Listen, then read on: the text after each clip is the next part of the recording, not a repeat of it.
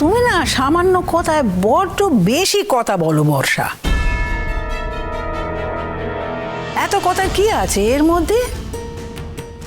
মিটি যদি একদিন বাইরে খেতে যেতে চায় তো তোমার কোথায় অসুবিধে বলো দেখিনি? হ্যাঁ, এতদিন তো ভালো করে খায়নি, খেত না, ভালো করে ঘুমোতো না, কিচ্ছু করতো না। আমি তো দেখেছি চোখের তলায় কালি পড়ে গিয়েছিল, ওই তো এখনো আছে, ওই কালি পড়ে আছে চোখের তলায়। তো সে যদি একদিন বাইরে খেতে যেতে চায় তো কি ক্ষতি আছে? নতুন যদি খেতে নিয়ে যায়, ওর তো একটু ভালো খাবার দরকার, একটু আনন্দে থাকা দরকার। তো ধরে নিলুম যে কদিন বাদে ওর অপারেশন হবে, ওকে একটু নিয়মে থাকতে হবে। তো একদিন সে যদি একটু অনিয়ম করে তা কি ক্ষতি হবে? তাতে কোনো ক্ষতি হবে না তো। তুমি তখন থেকে পেঁচিয়েই যাচ্ছ, এ কি? আমি কিছু পেঁচিয়ে যাচ্ছি না। আমার মনে একটা প্রশ্ন এসেছে, আমি শুধু সেই প্রশ্নটা করেছি, আমি শুধু জানতে চেয়েছি, আর কিছু বলিনি। প্লিজ আমাকে ভুল বুঝো না তোমরা। তো মা, মুশকিল হলো বর্ষা, আমরা কি এখানে প্রশ্ন উত্তরের সেমিনার করতে বসেছি? এটা তো বাড়ি, এখানে গল্প হবে, সিরিয়াস কথা হবে, হাসির কথা হবে, আনন্দ হবে, পরনিন্দা হবে, পরচর্চা হবে। তুমি যদি এসবের মধ্যে জয়েন করতে পারো তো করো, আর তা না হলে ঘরে চলে যাও। পিসেমশাই, আমি কিন্তু সেভাবে বলতে চাইনি। দেখো, মিঠির জন্য তো আমারও চিন্তা হয়, তাই আর কি। নতুন কাকু। হ্যাঁ বলো মা। দিদুনদের তো এখনই ফোন করতে হবে। দেখো, ওদের তো আবার রেডি হতেও সময় লাগবে। কি গো, করবো ফোন? আরে বলেই তো দিলাম। ও বাবা, বাপের বাড়ি বলে কথা, ফোন করে নেবো? অনুমতি নিচে তোর কাছ থেকে। তুই জানো, না বললেও ফোন করতো না। তুই না বললে আগে বাপের বাড়ি দেবে ডাকতোই। এমনিতেই তাদের নামে 2 ঢোক জল বেশি খাওয়ায়। যা বলেছ মাসি। এই, তুই আমাকে বিদ্রুপ করছিস? হ্যাঁ, আমার কি মাথা খারাপ হয়ে গেছে? তোমার সঙ্গে বিদ্রুপ করা যায় বলো মাসি? আরে তুমি দাঁড়িয়ে রইলে কেন? তাড়াতাড়ি ফোন করো, কুইক, সময় নেই আমাদের।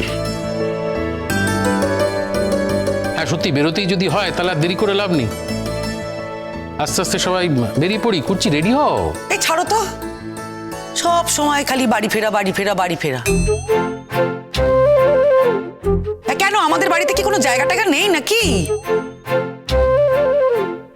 আশ্চর্য। ও সে কি, অত সুন্দর একটা বাড়ি বানিয়েছি, শ্বশুর বাড়িতে পড়ে থাকতে যাবো কেন? কে বলেছে? কে তোমাকে মাথার দিব্যি দিয়েছে? হ্যাঁ, আমি যাবো না, যাও তো, আমি যাবো না। আমি আজ এখানেই থাকবো। তোমার যেতে হলে তুমি চলে যাও বাড়ি। ও কথা বলো না, করছি। তোমাকে এখানে ফেলে আমি একা একা বাড়ি চলে যাব? আমার বাড়িতে মন টেকে তোমাকে ছাড়া? না, এটা হতে পারে না। ওরকম করো না, করছি। শোনো, আমরা সবাই মিলে হই করতে করতে যাই, রেস্টুরেন্টে খাওয়া দাওয়া করি, ওখান থেকে সোজা বাড়ি চলে যাবো। ছেলে মানুষই করো না, বাড়ি চলো। যাই হোক, আমি ফোনটা বরং করে আসি। মিঠি, চলো উপরে এসো, এখনো তো বেরোতে দেরি আছে। হ্যাঁ, এসো। কতদিন পর তুমি আবার আমার সাথে এভাবে কথা বলছো। এতদিন জানতাম না তো কি হয়েছিল, টেনশনে ছিলাম। এখন সব ক্লিয়ার হয়ে গেছে, এখন একদম টেনশন মুক্ত।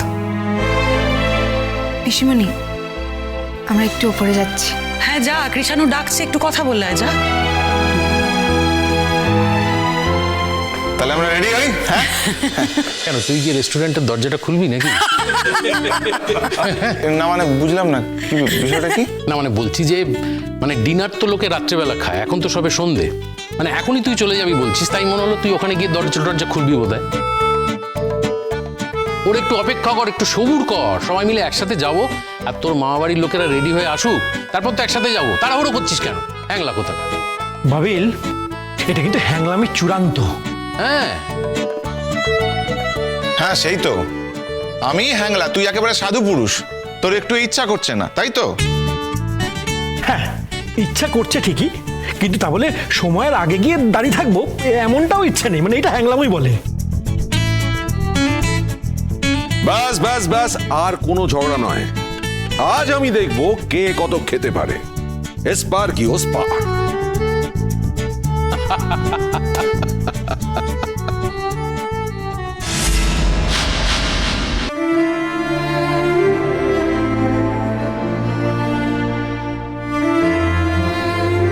কি হয়েছে?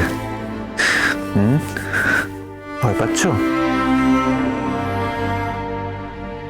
মুক্তির আনন্দে কাঁদছে কৃষাণু, তোমাকে আমি বোঝাতে পারবো না। কোনো ভয় নেই মিঠি, ভয় কিচ্ছু হয়নি। তোমাকে যে ডক্টরের কাছে নিয়ে যাওয়া হয়েছিল উনি খুব ভালো ডাক্তার, বিশ্বাস করো কোনো অসুবিধা হবে না তোমার। তাছাড়া আমি তো আছি রে বাবা, তো ভয় পাওয়ার কিচ্ছু নেই মিঠি। আচ্ছা ঠিক আছে, এটা তো একটা সামান্য অপারেশন, আমি সব পেপারসগুলো দেখবো। Don't worry. কে বললো ভয় পাচ্ছে?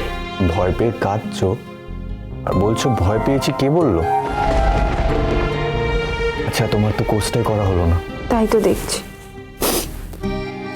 কিন্তু তুমি তো বলছো সামান্য অপারেশন, তাহলে অপারেশন হয়ে গেলেই। খবরদার, একদম না বলে দিচ্ছি কিন্তু। তোমাকে এখন বিশ্রাম নিতে হবে, কমপ্লিট রেস্ট, অন্তত দিন 15।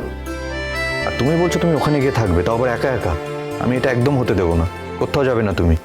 মিঠি প্লিজ, আমাকে শক্ত হতে বাধ্য করো না কিন্তু। আমি পারি না তোমার উপর করা হতে। আচ্ছা ঠিক আছে, এখন বরং কোর্সটাই করবো না, বসো।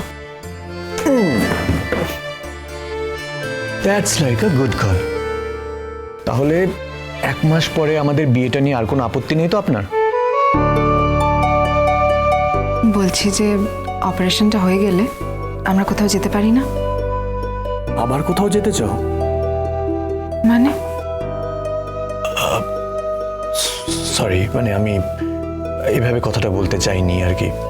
আমারই কথাটা বলাটা ঠিক হয়নি, এভাবে বলা উচিত হয়নি। আমি যেতে পারবে না কেন?